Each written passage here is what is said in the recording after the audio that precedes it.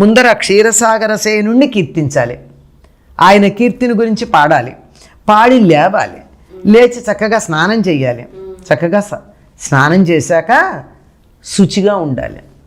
స్నానం చేసామంటే చేస్తామంటారండి కొంతమంది, స్నానం చేయకముందు చేశాక కూడా ఒకేలా ఉంటారు. అట్లా కాదు కదా, శుచిగా ఉండాలి. శుచిగా ఉండి మనం ఇక్కడి నుంచి నియమాలు పాటించాలి. మనం కాటుక పెట్టుకోము, పూలు పెట్టుకోము, నియమాలు. పాలు నెయ్యి తినం.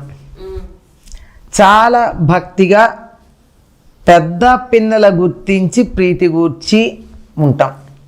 అంటే పెద్దల పట్ల భక్తి కలిగి ఉంటాం.